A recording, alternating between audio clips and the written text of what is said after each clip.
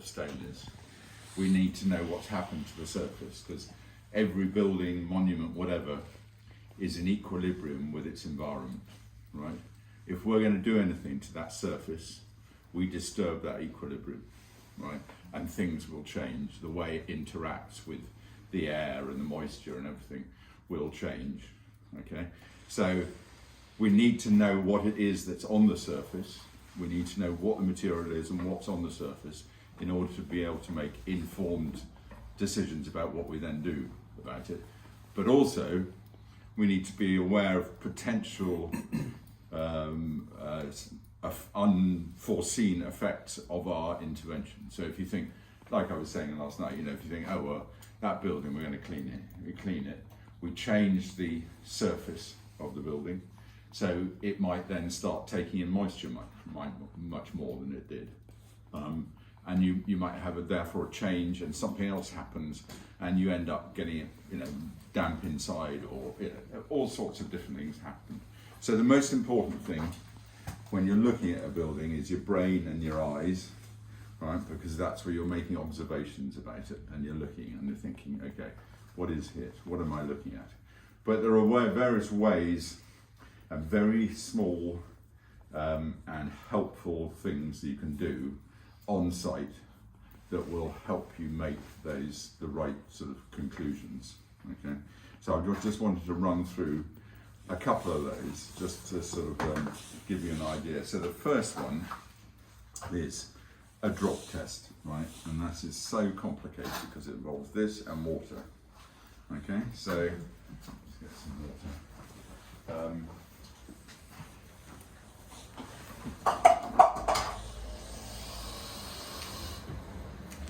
Because, you know, as I said, it's a stone building is in equilibrium with its surroundings, and that mainly means the way in which moisture integrates with the building. So it may be rejected, it may be accepted. You may have mortar joints that take in water and stone around it that doesn't take in water, and therefore you get differences in behaviour. And so when you have just a drop of water and you put it on the surface of a stone, right, it will tell you quite a lot about the stone, because it will tell you, first of all, whether its surface is permeable, i.e. will it take water in. So if I took this, which is a piece of flint, right, I'm sure all of you would realise that it's almost completely impermeable because it's very hard, nothing happens to it. And when you put it on the surface, it stays on the surface, but because it's a very smooth surface, it actually dissipates, the drop dissipates, okay, and just sort of covers, you can see it's just covering a large area. It's not going anywhere, but it's just covering a large area, okay. If you put it onto a piece of granite, right, which again you'd think would not be very permeable, I mean, you're just going to have to sort of look at this, but you can see there it's just sitting as a drop, okay. It hasn't distributed like on the flint, but it's not, you know, it's just, yeah, I don't know if you can see that, it's just sitting there, okay. Now, so you would say, you'd look at the stone, you think, well, it's not very permeable, but it's not impermeable. And what you look at is the shape of the drop. And if you look in cross section at the drop there, it's quite a flat drop, okay. So on something, because granite does take in moisture, it's very slow to do so, but it does take it in. So you end up with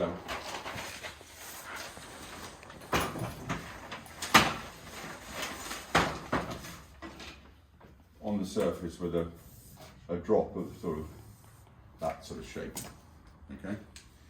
Right, so if I then take a piece of, this is Ball's green limestone, and which we would, you know, it's a freshly coloured piece, and we put it in there, and again it's, you know, it's disappearing quite fast. I mean, not really fast, but it's sitting there. So probably that's actually got something on the surface, like just dust or, yeah, from where it's cut. Yeah, it's probably still got the tailings of the. Yeah. So when you've got dust, then it doesn't break down. The surface tension of the water remains quite high, so it takes a while for it to go in. if you had a completely clean surface like this, which is, what do you say this is? A twofer. A twofer. A twofer. Well, I'll pass this round, and you just put a drop, and you'll see it's there, and then suddenly it's gone. Right, so just have a go at that. So interestingly, the way that forms is it's lime-rich water exposed from no environment. It has organic growth growing in those voids. Like a sponge. And then Porous. over the years, Very it porous, like a drops away, sponge. Yeah. and you're left with this very void-filled Looks space. like a It's leaf, quite unusual. It's a very young Yeah, like the scrubber, yeah. Oh yeah, taking dead skin and stuff as well, Let's isn't do it? it on another face because it might be filling up with water. Yeah, typical limestone would be taken. So that's about the Mark uses it on his extremes feet. of surface permeability. That will just take in water like crazy. And just disappear. That's 2 foot. That's it's a volcanic rock. Oh, it's not. It's the one that outflows for a lot. Oh, okay, right. But it's actually a very young deposit. It's Yeah. normally only a few 100,000 years old. Right. Okay. It's a lot of what Rome is built with, except that it's been remineralised, so those voids actually refill with and fill up to a more dense material, but it's Right. formed in a similar way. Okay. So I need my dropper back in a minute.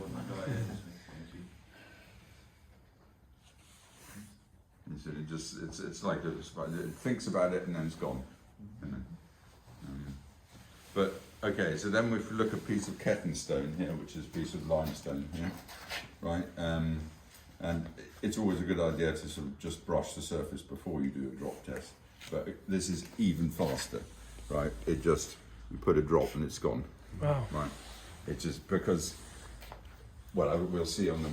Actually, I'll show you now. This is Ketton stone under the USB microscope. I don't know. I can't see what you're looking at. Yeah, just switch yourself off.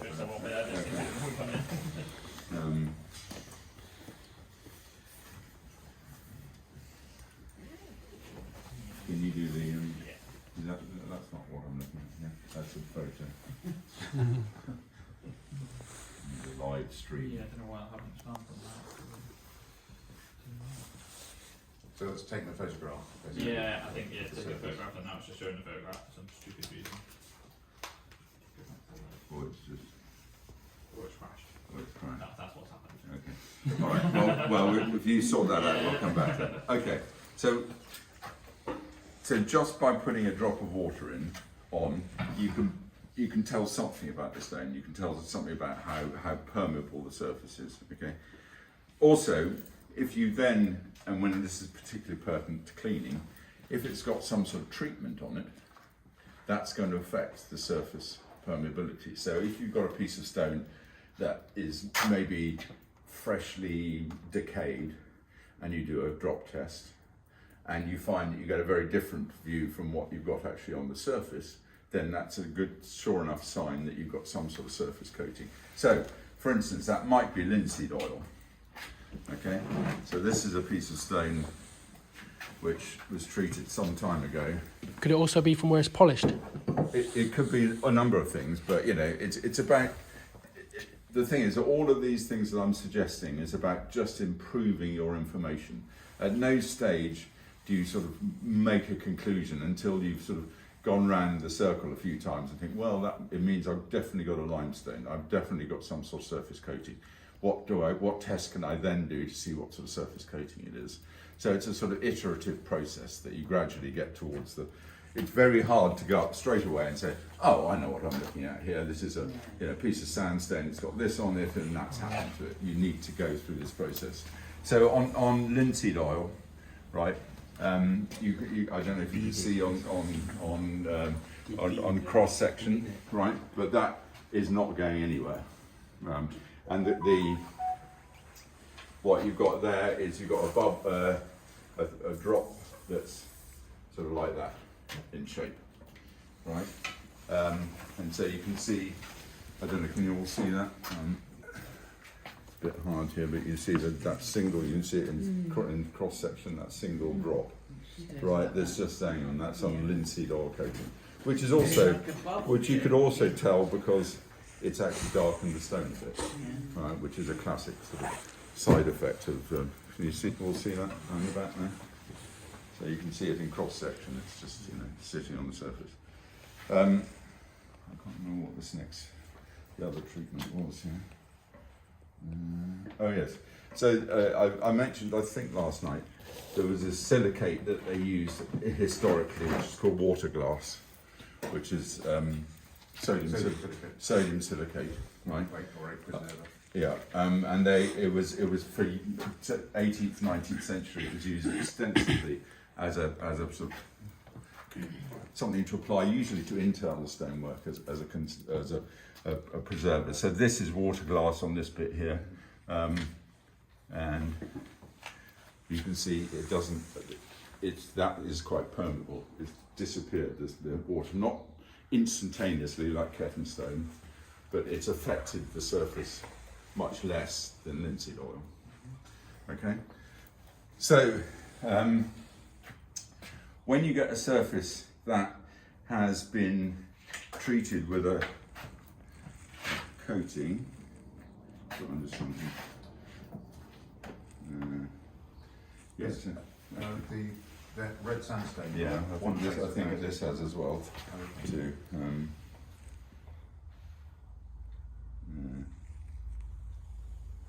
So that's got this is a very porous stone, right? But the drop is just sitting, and that's weather seal, I think. I can't read my own writing, or maybe it's a vaca, but anyway, it again, it's just sitting, and the more hydrophobic the surface comes, the more the drop comes rounder and rounder, and if you've got a really hydrophobic Beads on the surface, doesn't it? it's Oh, a bit literally like beads on the like surface. that. It doesn't break down at all, and one of these stones has got that on it. Oh yeah, this one here. This has got what's something called weather seal, which is one of the things that we were talking about last night, and that is like mercury. Beads and You runs see, off. it's doesn't just it? beads. Yeah. It's not sticking at all. It just rolls off Wow. like mercury. You see? So I'll show you.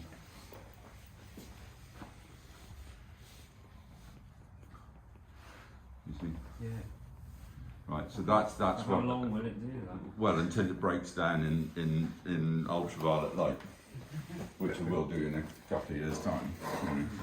And then I'm guessing it's patchy, so some bits will bead and some bits will absorb it like a sponge. Exactly, and it only takes a little bit of decay to get through the surface, because there's no penetration on these things. They sit right on the surface. High penetration is short number of millimeters. Yeah. Roughly. Yeah. So this was the Ketton stone, which is the very porous one. Is that in focus? Oh yeah. Yeah. But you can see, I mean, not so much on that sample, but with some samples it looks like just a collection of eggs. It's lots of oolites with lots and lots of holes between them. So just the drop test can begin to tell you something, and I'll let you experiment with this one here, because one of these sides of this piece of stone has got coating, I think, isn't it? Yes. Okay. Shouldn't be difficult. Just have a quick look. So if you look at that stone under the microscope, it's like looking into. You can actually see the void structure in it. So This one? it's normally very You porous. did it. I reckon Well, this you're one. guessing which one?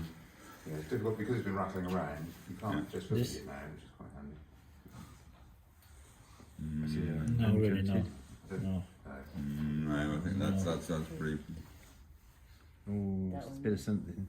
It's a Russian roulette. Yeah, that's one, yeah. Yeah, you've only got 2 chances.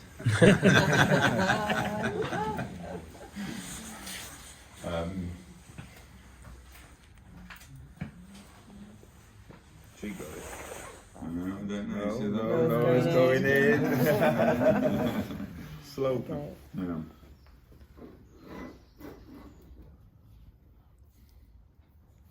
Or are you just having us on, Jamie? And we're fooling us.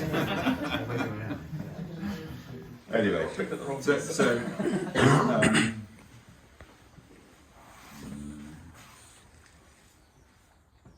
that going in?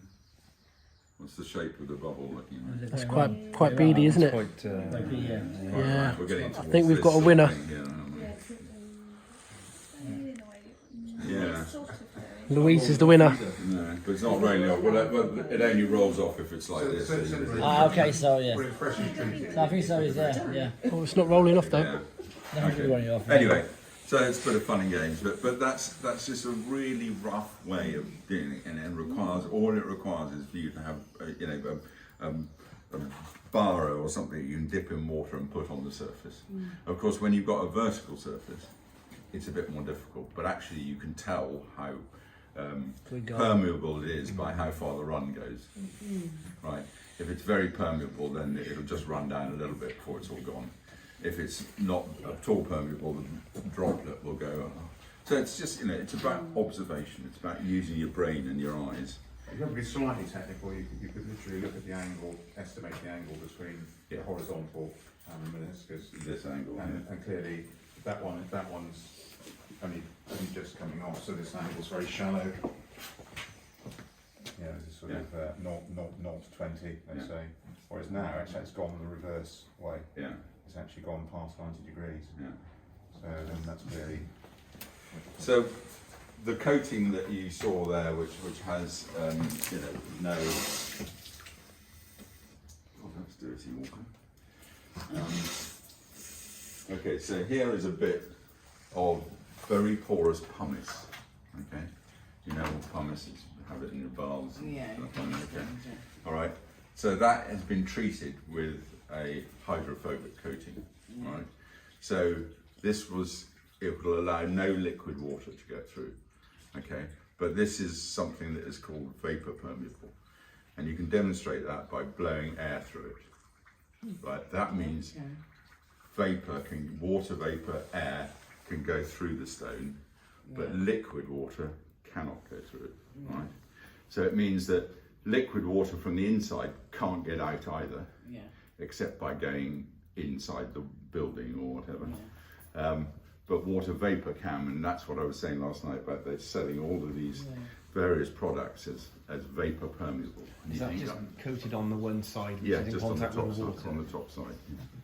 So that when it says vapor permeable, that's all it means is that actually air will go through it, but liquid won't. Right. So you think water on the other side wouldn't come. If water was liquid on this water side, there, it wouldn't go through. It wouldn't go through. It's only the So air. it's trapped inside, right? And so if you have this on an external wall, right, and you get liquid water getting there through rainfall, through rising moisture, even through condensation within the pores of the stone, that liquid water can't go out, so it goes in. Anyway, so that's just a neat demonstration of vapor permeability. What was I going to show you next? Yes, so finding out what coatings you've got is it's difficult. It really is difficult, but you've got to build up this picture. So one way we can actually sort of formalise a measurement of surface permeability is to use these things, which are called Rylem tubes or casting tubes. Okay. And so what you're going to do this, you're going to work in pairs and just go to the wall at the back and take a measurement of surface permeability, okay? So what you do is, this is a graduated thing here, which goes from 0 to 5, okay? And we fix it to the wall using putty, okay? And we fix it to the wall like that, and then we use one of these to fill up the thing until it gets to 0, right? And then we've started our stopwatch on our iPhone, right? And we're measuring how long it takes to get down to 0.5, 1, 1.5, right?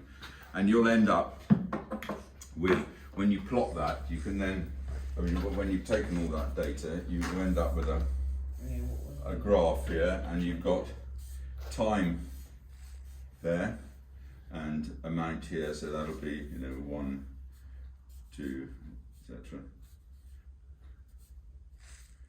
Is that right? So is that done in sort of seconds or minutes? Or No, there's the times there, and No, it's right. Yeah, it is right, yeah. So, it Anyway. starts, so you'll start 0, 0. You're passed in exactly. at 0 time. 0 is up here, and when it gets to 1, which is here, or 2 here, you've got a time, so it'll be 20 seconds or 40 seconds or What whatever. is that called? So this is a Rhineland tube. There's an organisation, I can't remember what the name is, but the Rhineland organisation come up with specification testing technology. So it's known as a Rhineland tube or a Karsten tube. I think Karsten is like the interconnectivity or porosity of a structure. So what you will find is when you do it, some of that stone up there is Kepping stone, the one that's really quick, right? If you do that, you'll find you almost don't have time to record any time. Yeah. So you'll have a graph that goes like that, okay, which means it's incredibly permeable. So if you then sort of define it as so many millimetres per second, Yeah, but I mean, it's more useful as a comparative thing rather than an absolute measurement, So before and after treatment, before and after cleaning. Yeah. So if you, for instance, if you think you've got something on the surface and you want to try one of Jamie's things, and then you do it, and then you see whether it's disappeared. Beforehand, you might have had something with quite a low permeability, right? Not very much water goes through. Yeah. And then you clean it, and you find that it's up like here. You've made a difference to the way the surface behaves. So you just take a small sample and use it. So you put it, and you can put them on either on horizontal surfaces like that, or vertical surfaces. Like So this. you've got to be prepared to change your time scale, because on some stones it might take an hour, 2 hours. On some it will be seconds. So there isn't really. It's quite boring. Yeah, it can be. Yes, it can be. Yes, it's either very frantic. But in a minute we'll go down there, and you just break into pairs. It's a really easy test to do. It's a really easy test to go wrong, because unless you get the seal right, it leaks and falls off. You have to keep it held on all the time. You have to fill it up and not overfill it, because you're filling it and suddenly it goes up to there. Then you've got to have somebody on the watch and somebody recording it. But have a go. It's easier doing floors than walls. Yeah. Yeah, it's fair to say. I mean, I use, but one of the things is it works on this surface area being exposed to water, right? If you have your putty or your plasticine or whatever you use, and you just put a whole lot of it and with a little hole and you squidge it, then you end up filling up half that hole, right? Yeah. So I use a little bit of tube like that, and then just put the putty around that right before applying the Rhineland tube on the top. So we'll have a go at that in a minute, but before we do that, I was going to show you one other thing. I think a little bit later, Jamie will be talking about some of the other tests we can do, like just very simple tests with a pH stick, to see whether it's alkaline, whether it's acid. A USB microscope is really useful, and they don't cost very much, and you can take them onto site with your iPad or your laptop or whatever it is, and you can just get a times 50. Usually you can go up to times 200, but times 50 is the best sort of thing of the surface, and that will tell you huge amounts, right? You can also use just a times 10. Have you got a lens? I should have. No, I can't. Yeah, but just a times 10 lens, a handheld lens, again tells you an awful lot about what you're doing. And these these are great. So just very quickly, I was just going to show you on here. Remember I mentioned last night about this shelter coat, this pore filler, which we use sometimes, and you may find on some surfaces. So this is, I need somebody to do the focusing, because I can't.